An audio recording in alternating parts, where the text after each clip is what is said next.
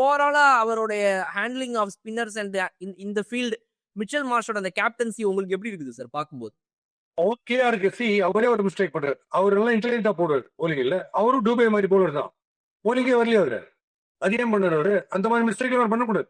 இவங்க ஓடி வந்து ஃபாஸ்டா போட்டு இருக்கச்சு ரன் நிறைய கொடுக்கணும் இருந்துச்சு. அவர் போடணும் இல்ல.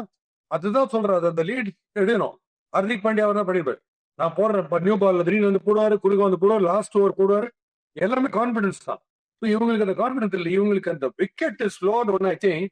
இவங்க போலிங் போட்டுட்டு ஃபீல்டிங் பண்ணிருந்தாங்களே, அந்த ஸ்டேஜ்ல பிச்சு ஸ்லோன்னு பார்த்துட்டு ஐயோ மச்சான் இதே பிச்சை நம்ம திருப்பி ஆனோம்.